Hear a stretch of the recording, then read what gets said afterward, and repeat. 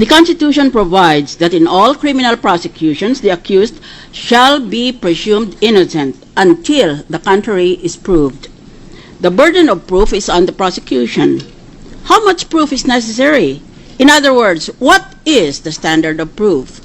I have adopted the very high standard of overwhelming preponderance of evidence pursuant to the recommendation of Professor Charles Black of Yale University, author of the Impeachment, considered the Bible for the whole world on impeachment process in a democracy.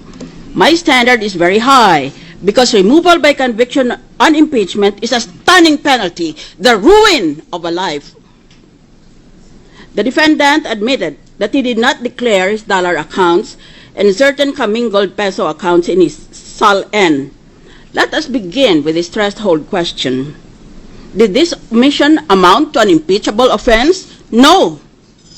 Under the rule of justem generis, when a general word occurs after a number of specific words, the meaning of the general word shall be limited to the kind or class of thing within which the specific words fall. The Constitution provides that the impeachable offenses are culpable violation of the Constitution, treason, bribery, graft and corruption, other high crimes, or betrayal of public trust. An omission in good faith in the SAL-N carries a light penalty and is even allowed by law to be corrected by the person who submitted it. Thus, it is not impeachable because it is not in the same class as the offenses enumerated in the Constitution. If we disregard this rule of justem generis, then we can interpret the law to mean anything as long as the enumeration of specific words is followed by a general word. Wala nang limitasyon yon. Pag sinabi pala ng Constitution, other high crimes or betrayal of public trust, wala na palang limitasyon yon. Yan, kung hindi ka nag-aaral ng batas. Sabi ng batas, you apply the rule of justem generis. Kailangan may listahan na isa-isa nilang sinasabi kung anong kasalanan at merong isang salita na hindi mo malaman kung anong kasalanan, dapat basahin mo yan na pare-pareho doon sa kasalanan na nalista na. In other words, it should belong to the same class. Does omission in the SAL-N belong to the same class as, for example, treason, bribery, etc.? The Constitution simply provides that a public officer shall submit a declaration under oath of his assets, liabilities, and net worth. I am quoting the Constitution. That is all. There are no details. The Constitution is a brief declaration of fundamental principles. Many constitutional provisions are only commands to the Congress to enact laws to carry out the purpose of the Charter. As a general rule, constitutional provisions are not self-executory. Hindi naman pwede na basahin mong Constitution na para ka bang nagbasa ng dyaryo, tapos kanya-kanya kayong interpretasyon. Hindi ganon yun. Kaya meron tayong constitutional law, which is said to be the most difficult subject to pass in the entire College of Law. Hindi ganon kadali magbasa ng Constitution. Constitutional analysis is a field of art in itself. It is a technical field. Kaya 4 na taon ang abogasiya. Kung baska sino lang pala pwedeng mag-interpret ng Constitution, bakit pa tayo may mga abogado? Kanya-kanya na lang. The usual exceptions are the Bill of Rights, yan, self-executory yan, basahin mo, sundin mo.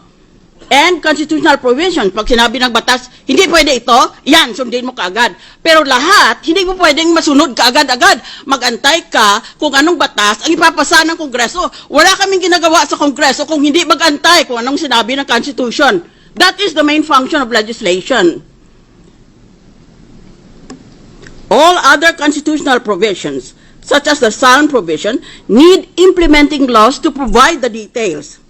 Hence, Congress, to implement this constitutional provision, has passed a number of laws, including the Foreign Currency Act, which confers absolute confidentiality on dollar deposits. Nakikinigla ako noon, sa mga argumento na the Foreign Currency Act violates the Constitution. I was already hoping with all my heart that God would strike me dead. Mabuti pang mamatay ako bilang isang abogada nang sa makikinig ako ng mga rason na ganon. Wala yan sa libro, wala yan dito, wala yan doon. Para bang hindi ka nagbasa ng batas mo. Di ibig mo sabihin, wala na palang batas na nag-iiral sa mga trial na ito. Hindi kanya-kanya ng isipan. There is no conflict between the Constitution and the Foreign Currency Act. The perceived conflict is so simplistic that it is seriously laughable. Nakakatawa ka o nagpapatawa ka. If there is any conflict, it is between the Code of Conduct and Ethical Standards on the one hand, which provides for a waiver of confidentiality, and the Foreign Currency Act on the other hand, which provides for absolute confidentiality. Kaya sinusunod natin ang batas sa konstitusyon, pero ang batas na pinairal ng Kongreso mukhang may conflict. Pero hindi mo masabi na the Constitution is clear, so the Constitution will of course prevail over an ordinary law. Ano namang klaseng kagaguhan yan? Galit kayo dahil ginamit ko ang salita na kagaguhan? I repeat, kagaguhan yan. Why do you study law if that is your opinion? At bakit matawagin na quasi-judicial itong proceedings na ito? If it's all purely political and anyone can have his own opinion. It is for Congress to balance on the one hand the need for public accountability from public officers with, on the other hand, the desperate need for foreign investment, which entails confidentiality on pain of driving away investors from our country. Yan ang rason kung bakit meron tayong Foreign Currency Deposit Act. Dahil gusto natin na paratingin ang foreign investment at walang foreign investor. I promise you na darating kung merong bayan na may batas pala na lahat ng dolyar mo, ideklara mo. Walang darating maski isa. That is the purpose of that law. Did anybody of you bother to find out why we have a Currency Deposit Act? Puro lang tingin ninyo tungkol sa impeachment. Iparking mong pera mo dyan. Mamaya, isasalungat ko yung mga argumento ninyong yan. It makes me angry, as a former law professor and as a future judge of the International Criminal Court, that you should presume to administer justice in this manner. I am insulted by the way your minds run. It is for Congress.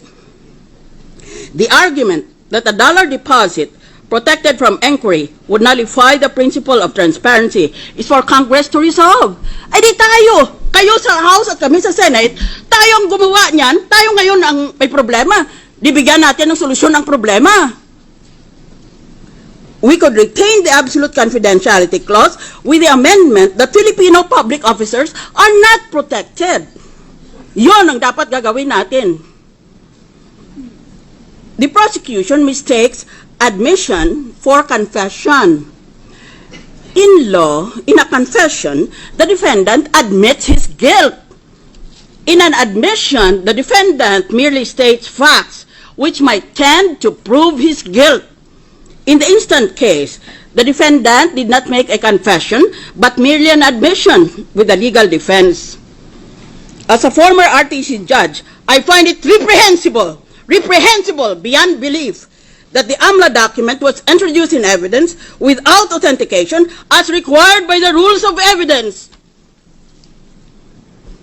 Nagpapanggap-panggapan pa tayo na korte tayong quasi-judicial. Yun pala, sinabi pa natin na if there is any need, we shall use as a supplementary authority the rules of court. Ayun pala, hindi natin susundin ang rules of evidence. Hindi ka pwede magdala maski anong papel sa korte. I-authenticate mo. Kung hindi mo intindi kung anong authenticate, di huwag kang mag-abogado dyan. I am deeply disappointed that on at least 3 occasions, the prosecution claimed that these documents came from an anonymous source. Strike me dead. 3 times is just too much coincidence. Are you for real prosecution? Falsus in uno, falsus in omnibus. False in one thing, false in all things. The defendant used his own name in all his question transactions. He could have done otherwise if his purpose was invisibility. Kung ayaw niyang matuklasan, kadali-dali. Di gamitin niya pangalan ng iba. Lahat naman kayo, hindi naman lahat. Marami sa atin dito, kung tungkol na sa batas, ibang pangalan na ginagamit. Sigurado ako niyan. RTC judge ako eh. Mag-isa lang akong RTC judge dito sa korteng ito. Maski ano, pwede mo manufacture sa Pilipinas. Minsan, binigyan pa nga ako ng death certificate ng kusado. Pagkatapos, minahuli ko, huling-huli, buhay na buhay. Ganon ang ating korte dito. Huwag na kong padara ng kalukuhan ninyo dahil alam na alam ko yon. Kayo, nag-practice kayo, 1 taon, 2 taon. Ako, RTC judge. Why would a suspected criminal leave his calling cards at the scene of the crime? Kung noon pa, gusto pala niyang itago ang kayamanan niya, eh bakit na ilagay sa pangalan niya? Marami dito sa Pilipinas naglalagay sa ibang papangalan ng ibang tao. Hindi kaya alam ng abogado yon? May master's pa sa Harvard, may doctorate pa sa UST. Ganun kaya siya katanga? Assuming for the sake of argument that there is a preponderance of evidence for the prosecution, the preponderance is not overwhelming. Yan ang Ingles. Hinada ko para sa 2 minutes ko. Eh wala pala kaming limitasyon. Ngayon Tagalog naman, at hingi na ako ng paumanhin, abansi pa lang, dahil kulang na kulang Tagalog ko. Unang punto, kung matalo ang Chief Justice dito, di ang ibig sabihin pala, ang mga nananalo ay mga honest na tao. Dahil kinundina nila dahil corrupt yung taong yon.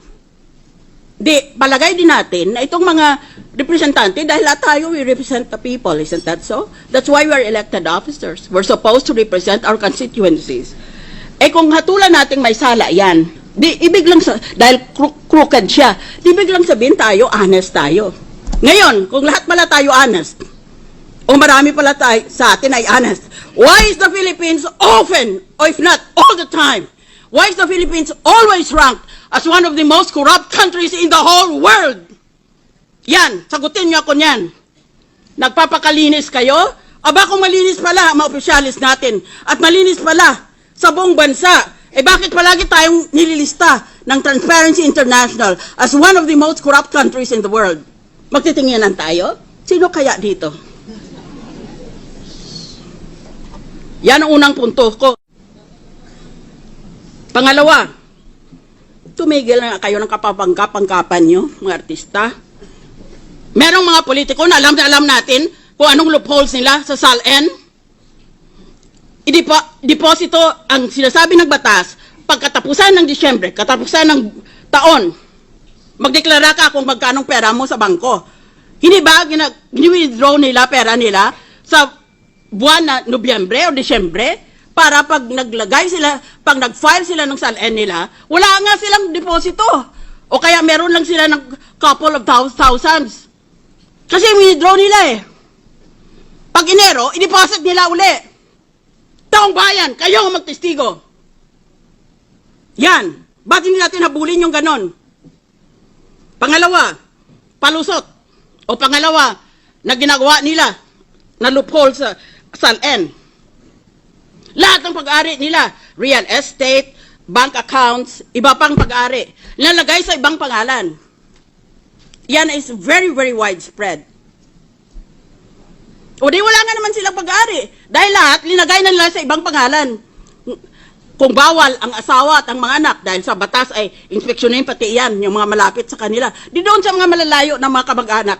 O kaya maski hindi kamag-anak, sa kaibigan na pinagkakatiwalaan nila. What a hypocritical accusation.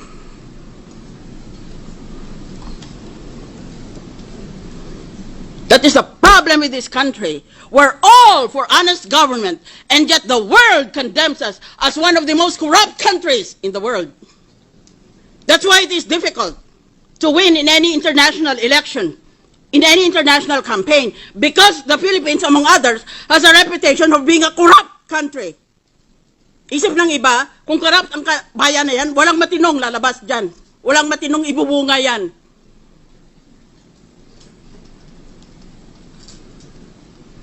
Ba't bawat isa ba sa inyo, walang sala tungkol sa SALN? Bigyan niyo ako ng isapang buhay. Panginoon, bigyan mo ako ng isapang buhay at imbestigahin ko lahat. Isa-isa. dito sa Senado at sa House of Representatives. Tignan natin. Pati sarili ko, imbestigahin ko. Order, please. Ang daming loopholes ng SALN na yan. Ba't hindi kayo umimik noon? Ba't ngayon bigla na lang kayong so exercised about a loophole? Well, if that is the case, then let us all just put our assets in dollars and know the purpose of the SALN will be perverted or corrupted. That is true. But what about all the other loopholes? Bakit ngayon lang kayo nagalit tungkol sa loophole na yan? Bakit doon pa? Dahil yung iba sa atin, dinagamit yung mismong loopholes na yon. Hindi lang sila ma-impeach.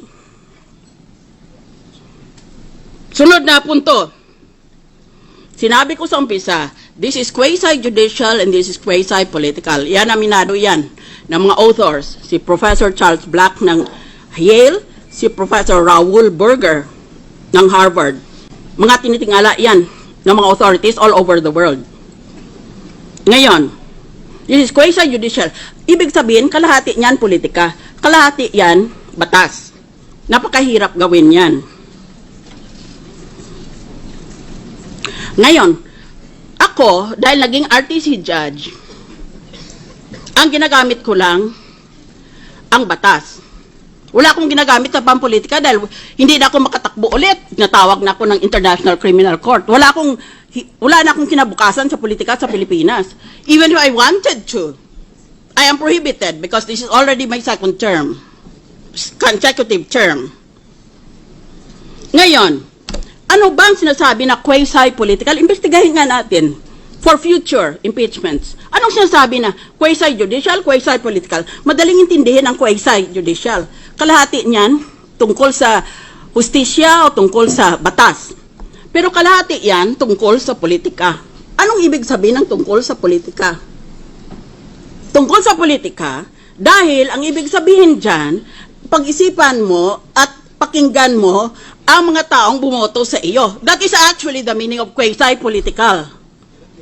Because the people might disagree with what the law says. Yun ang pakikinggan mo. That is the meaning of quasi-political. Hindi ibig sabihin quasi-political na buboto ka, ulit bibigyan ka ng mamahaling proyekto sa public works na kung saan maaaring kumita ka. Alam naman natin yan. Kung magkano ang halaga ng public works mo, 10% punta sa iyo kung gusto mo. Hindi iyon ang ibig sabihin na politika. At hindi ibig sabihin na quasi-political na isipin mo, nako, tatakbo ako.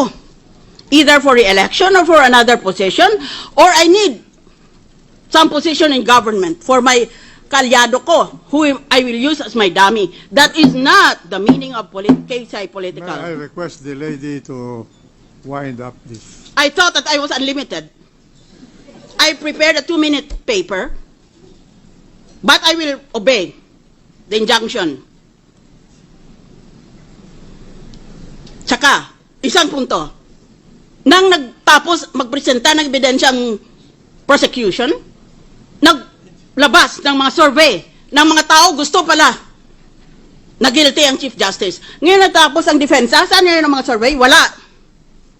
At, huli sa lahat at pinakamahalaga, anong magiging, hindi lang importante kung anong magiging desisyon natin ngayong hapon, anong magiging katuparan, anong susunod sa ating desisyon. Ulit ba mananalo tayo sa botohan? Panalo na tayo sa masa na nakakarami sa ating bansa. And we follow the rule of the majority. Sa kabataan sa pamantasan, dahil they're an educated constituency, sa kaysaysayan ng ating bansa, this will go down in history. Nagtrabaho ako abroad. Nagka-cancer ang tatay ko. Bumalik ako. Sabi ng tatay ko, mag-resign ka nga dyan sa trabaho mong yan. Wala kang silbi sa bayan mo. Magsilbi ka sa sarili mong kababayan. Nagsilbing na nga ako. Pero kung ang politika ay mangigibabaw sa batas, wala na rin akong silbi. Bayan, kayo ang maghatol sa ginagawa dito sa impeachment trial. What's your vote? Would you be very surprised if I say that I vote not guilty?